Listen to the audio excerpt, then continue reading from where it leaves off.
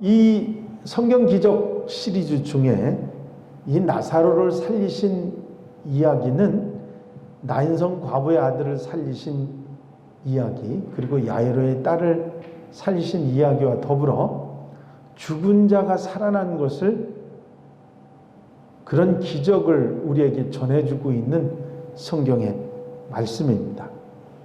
이 나사로의 이야기 가운데 우리로 하여금 분명히 깨닫게 하시려고 하는 그런 하나님의 메시지가 이 내용 속에 들어 있습니다.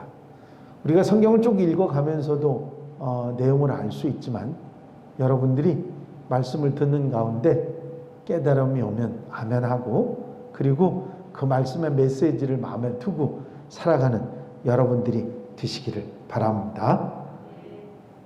자, 죽은 자가 살아났다고 하는 것은 정말 하나님이 아니시고서는, 이 땅에 오신 그리스도 메시아가 아니시고서는 일어날 수 없는 일입니다. 아멘입니까? 절대 일어날 수 없는 일이죠. 예수님께서도 이 이야기 가운데 누차 말씀하시잖아요. 일부러 이틀이나 늦게 가신 것도, 그리고 나사로를 보고 죽었지만 잔다 하신 것도, 그리고 사람들이 울고 있는데도 이거는 너희로 하여금 나를 믿게 하기 위한 거니까 너무 울지 말라고 그렇게 말씀하시고, 그 이유가 분명히 있음을, 늦게 가신 이유도 마르다와 마리아가 원망하는 얘기를 들으시면서도 믿기만 하라고 하고, 너희 믿음을 위해서 내가 늦게 왔고 또 이렇게 되었노라고 하는 얘기를 계속 하시면서 우리에게 해주신 말씀 뭐냐면, 우리 믿음, 그때 당시에 예수님을 죽은 자를 살아나게 하리라는 것을 믿지 않았던 그들의 생각을 믿음으로 바꿔주고, 그거를 쳐다보면서 후대에 그 성경을 읽는 우리들이 믿음을 가지도록 하시기 위해서 이것이 성경에 기록됐다, 그런 얘기입니다. 아멘입니까? 누가 믿겠어요? 지금도 믿는 교인들, 예수 믿는 사람들 가운데 이 사실을 안 믿는 사람들이 있을 수 있는 거거든요. 그때 당시도 안 믿었어요. 자, 그러면 이 앞부분, 이 나사로의 이야기가 있기 전에 야이로의 딸이나 나인성 과부의 아들이나 일이, 사건이, 죽은 자가 살아난 사건이 있었습니까? 없었습니까? 있었어요? 없었어요? 있었잖아요. 그런데 왜 마르다와 마리아는 그걸 못 믿었을까요? 자기 오라비가 살아난다는 생각을 왜 못했을까요? 그런 믿음을 왜 안 가졌을까요? 그거는 마르다 마리아뿐만 아니라 그 주변에 있던 모든 사람들, 후대에 오늘날 그리스도인들 모두가 똑같이 그런 일이 일어나도 안 믿는다, 그런 얘기입니다. 그거를 분명하게 보여주고 있는 거예요. 예수님께서 그런 기적을, 능력을 행하신 분이 그 앞에 있으면서도 마르다가 뭐라고 대답해요? 나사로가 산다. 그러니까 마르다가 뭐라고 그랬죠? 예, 마지막 때, 부활의 때는 다시 살 줄로 내가 믿습니다. 지금 산다는 건 난 못 믿어요. 그런 얘기를 하고 있는 거거든요. 주님께서 그 마르다에게, 그리고 똑같은 얘기를 했던 마리아에게, 그리고 울고 있던 사람들, 아이고 저 사람이 맹인들의 눈을 뜨게 했지만 죽은 사람을 살릴 수 없어. 그건 아무도 못해. 아니, 그런 일이 일어났었는데도 그런 얘기를 하는 사람들에게 주님께서 저들의 믿음을 갖게 하기 위해서 내가 늦게 왔고 지금 너희들에게 믿음을 주려 하노라. 그 얘기는 그때 당시에 마르다와 마리와 그 주변에 있던 사람들, 많은 사람들의 믿음만이 아니라 오늘 이 이야기를 읽고 있는 우리들에게도 우리들의 믿음을 회복시켜주기 위하신 것이다 하는 거죠. 믿음을 확실하게 하기 위한 것이다. 주님은 그리스도시고 그분은 죽은 자도 살리시는 분, 부활이고 생명이신 분이라는 거죠. 이것을 우리에게 알려주고 있는 것이 오늘 이 나사로의 이야기입니다. 자, 구체적으로 몇 가지 우리가 짚어보는 얘기들을 좀 정리해 보도록 하겠습니다. 나사로, 마르다, 마리아를 주님께서 사랑하셨다고. 아니 그럼 주님이 사랑하신 게 마르다, 마리아만 사랑했겠어요? 모든 사람 다 다 사랑하셨는데 특별히 관심 갖고 그들을 위해서 우실 만큼 특별한 마음으로 사랑의 마음을 가지고 있었던 사람들이 이 마르다, 마리아였다는 얘기죠. 여기에 보면 5절에 보니까 예수께서 본래 마르다와 그 동생 나사로를 사랑하시더니 그렇게 말씀하고 있습니다.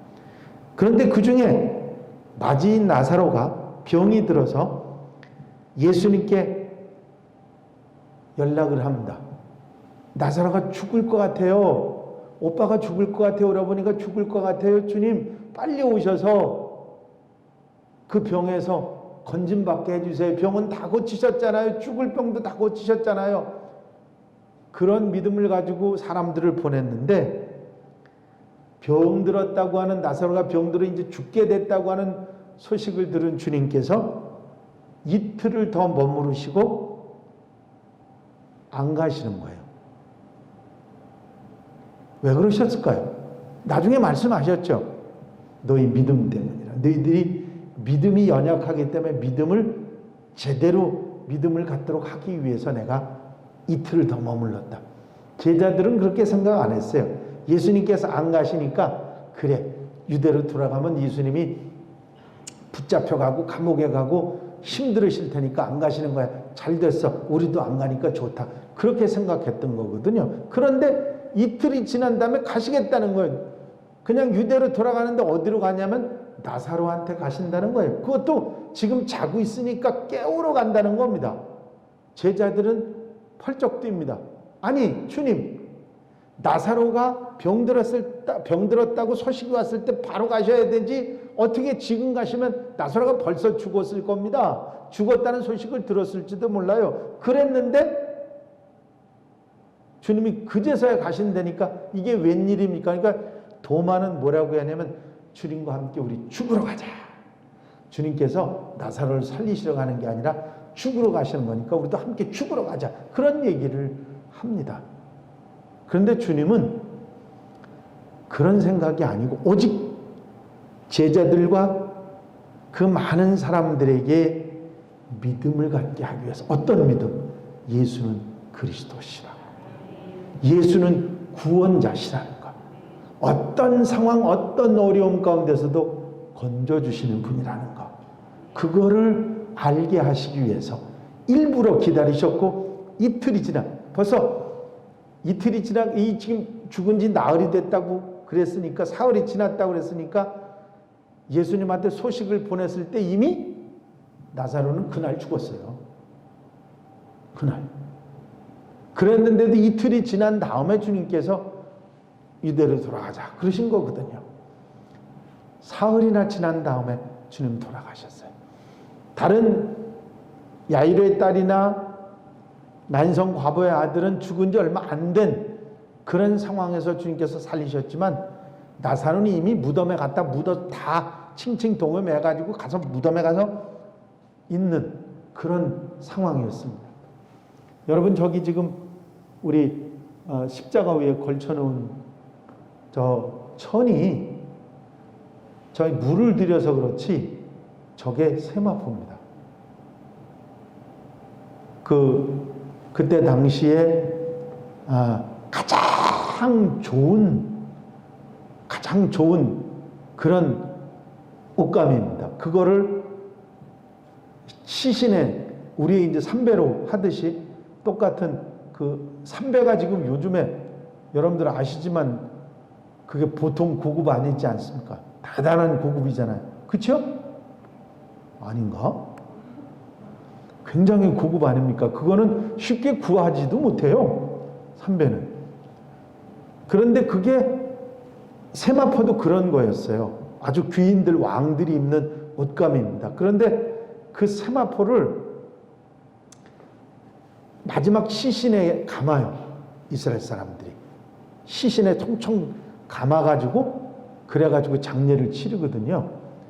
제가 이스라엘에 갔다가 일부러 시장에 사람을 보내서 저 세마포를 구해가지고 온 겁니다. 그래서 이걸로 쓰려고 가져왔는데 그걸 제대로 저걸 조리를 잘 못해가지고 또 우리 권사님한테 부탁을 드려서 물을 들여갖고 왔는데 물이 잘 들었어요. 그래서 참 감사하다 생각하고 다 임자가 따로 있는 것 같아요. 제가 하려고 했던 데서는 못하고 여기서 저걸 이렇게 할 수 있었으니까요. 색깔별로 우리 그 강단색 쓰는 색깔별로 다 있습니다. 자, 이제 세마포로 싸서 그 무덤에 들어간 나사로, 그 나사로를 주님께서 찾아오신 거예요. 이렇게 물으시죠. 내 오라비를 어디 두었느냐? 어디 두었다고 그랬어요? 무덤에 두었다고. 근데 그 말씀을 우리가 생각해 보면 너희가 그 나사로를 어디다 두었느냐 하는 주님 말씀 가운데는요, 이런 의미도 있는 것 같습니다. 내가 죽은 나사로를 살릴 줄로 믿고 그리고 집에다 두고 기다리고 있었느냐, 아니면 주님이 이제 다 끝났다고 생각하고 무덤에 두었느냐 하고 물으셨다면 여러분들은 어떻게 생각하시겠어요? 자, 중요한 것입니다. 주님께서 어디다 두었느냐 하는 그 말씀은 이런 말씀입니다. 너희의 믿음이 어디 있느냐? 죽은 자가 살아날 줄로 믿는 믿음이 있느냐, 그렇지 못하느냐 하고 물으시는 거죠. 그런데 주님께서 마르다 마리아에게 나는 부활이요 생명이라고 말씀하시면서 나를 믿는 자는 죽어도 살겠고 무릇 살아서 나를 믿는 자는 영원히 죽지 아니하리라. 근데 다 대답이 뭐냐면 마지막 때에는 그렇게 될 줄로 내가 믿습니다. 그렇게 표현해요. 우리도 그런 생각을 가지고 있을 수 있습니다. 아닙니다. 주님의 능력은 과거나 현재나 미래나 똑같습니다. 아멘입니까? 주님은 미래에만, 마지막 때만 구원자가 아니라 과거에도 구원자셨고 구세주셨고 지금 현재 우리에게도 구원자이시고 주님 다시 오시는 그때도 구원자이십니다. 아멘입니까? 그 사실을 우리는 절대로 잊어버려서는 안 되고, 이 말씀의 교훈을 우리가 믿음을 가지라고 하는 이 말씀의 교훈을 절대로 잊어서는 안 됩니다. 사실 우리 믿음이 부족한 게 사실이죠. 마르다나 마리아 같은 믿음도 우리에게는 없는 그런 교인들도 많이 있을 수 있습니다. 그런데 그 마르다 마리아에게 믿음을 더하시기 원하셨고 후대에 이 성경을 읽고 말씀을 읽는 모든 사람들에게도 똑같이 그 믿음을 갖기 원하셨던 주님이시다, 그런 말씀이죠. 요즘에 제가 새벽에 요한계시록 말씀을 이렇게 나누고 있습니다. 요한계시록 말씀을 이렇게 쭉 살펴보면요, 그 내용 속에 마지막 때가 되면 거짓 선지자가 나타나고 적그리스도가 나타나서 사탄이 나타나서 교회를 핍박하고 하나님의 백성들을 핍박하고 그리스도를 대적한다고 하는 이야기가 나옵니다. 아까 우리 김대현 권사님 기도하면서 왜 그러는지 모르겠어요 하고 속이 상해서 기도를 하셨지만 그게 다 그렇게 돼 있는 거예요. 성 말씀에 다 그렇게 돼 있는 거 순서대로 지금 돼 가는 거예요. 그게 이상한 일이 아니에요. 그게 속상해하고 힘들어할 일이 아닙니다. 성경엔 분명히 이미 그렇게 될 거라고 말씀이 돼 있어요. 우리는 그 세상 바라보지 말고 그 어두움 바라보지 말고 그 어리석은 것들 쳐다보지 말고 하나님 바라봐야 됩니다. 주님 바라봐야 됩니다. 오직 주님만 향해서 살아가야 되는 게 우리 그리스도인들의 모습이에요. 요한계시록 요즘에 제가 강해하면서 제가 은혜를 받아요. 제가 왜 은혜를 받으면 저도 그게 무지하게 불만이었거든요. 야, 이 사람들이 그래? 왜 이렇게 불공평하게 이런 일을 이렇게 하지? 그런데 성경을 읽고 계시록을 쭉 보다 보니까 다 그렇게 된다고, 그렇게 될 거라고 다 말씀이 돼 있는 거예요. 이상한 게 아니고 당연히 그렇게 될 거라고 돼 있는 겁니다. 여러분, 계시록에서 우리에게 계속 주시는 말씀이 뭔지 아세요? 이런 재앙이 있고 이런 핍박이 있고 이 어려움이 계속 말세가 되면 다가오는데 최후의 승리는 우리 주님이 승리하신다는 거예요.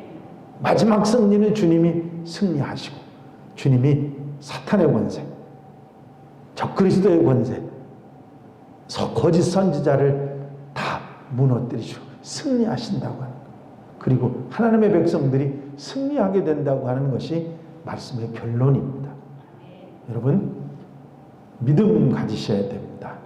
지금 이 말씀, 나사로의 이야기 가운데 주님이 죽은 자를 살리신 것도 중요하지만, 그 기적도 중요하지만, 그것을 통해서 주님께서 우리에게 알리려고 하시고 깨닫게 하시고 가르치시려고 하는 것은 우리의 믿음입니다. 우리 믿음이에요. 그때 당시에 있는 사람들의 믿음만이 아니라 오늘날 현대 그리스도인들의 믿음도 회복시키고 단단하게 하고 바로잡아 주시기 위해서 이 말씀이 성경에 기록되어 있는 거거든요. 아멘입니까? 주님께서 처음 나사로의 얘기를 병이 들었다는 얘기를 들으셨을 때부터 나중에 나사로 나오너라 해서 살리실 때까지 주님께서 처음부터 끝까지 그 일을 하신 이유를 분명하게 말씀하신 게 믿음입니다. 믿음. 너의 믿음을 회복시키고 너의 믿음을 바로잡기 위해서라고 말씀하고 있는 거거든요. 여러분, 기적의 이야기 가운데 우리가 계속 받았던 교훈이 있지 않습니까? 그게 뭐예요? 믿음입니다. 그래서 우리가 이 세상을 이길 수 있는 게 믿음인데, 이 세상의 어둠의 세력을 이길 수 있는 게 믿음인데, 왜 믿음이 이 어둠의 세력을 이길 수 있느냐면 믿음 때문에 참을 수 있고, 믿음 때문에 소망 바라볼 수 있고, 믿음 때문에 견딜 수 있고, 믿음 때문에 이길 수 있기 때문입니다. 그게 중요한 거예요. 그러면 우리가 어떻게 살아갈 때 이 믿음이 흔들리지 않고 이 믿음이 우리 속에서, 우리 삶 속에서 든든하게 계속 쓸 수 있느냐? 그건 딴 게 아닙니다.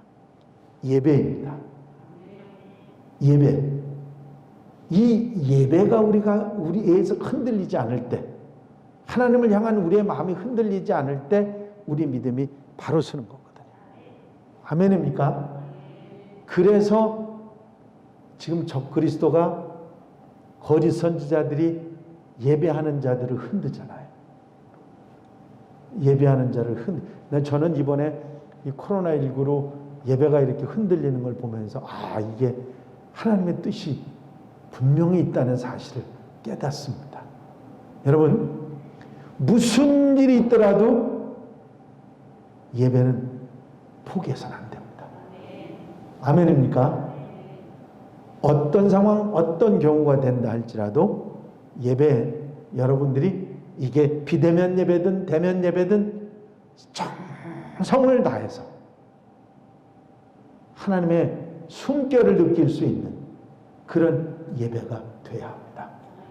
아멘입니까? 여러분들이 여기에서 우리 신앙인들이 예배를 소홀히 하기 시작하면 그때부터 우리는 무너집니다. 무너지게 돼 있어요. 그거는 다른 방법이 없거든요. 그래서 예배를 통해서 우리의 믿음이 살고, 예배를 통해서 우리가 믿음을 회복하고, 예배를 통해서 끝까지 이길 수 있는 승리의 삶을 살아갈 수가 있는 것입니다. 그래서 예배를 소중하게 생각하시는 성도들이, 그리고 그러한 삶을 살아가는 사람들이 기도로, 말씀으로, 믿음으로 세워지는 역사가 있게 된다는 거죠. 절대로 잊어버리지 마시고 여러분, 오늘 이 나사로, 죽은 나사로 살리신 그 말씀, 그 사실을 우리가 기억하면서 그 왜 주님께서 이렇게 하셨나 하는 이유, 우리의 믿음 때문이다. 잊어버리지 마시고 믿음이 더 하나님의 칭찬받는 믿음의 사람이 되는 우리 한양 가족들, 온 성도들이 다 되시기를 주의 이름으로 축원합니다. 축원합니다. 기도드리십니다.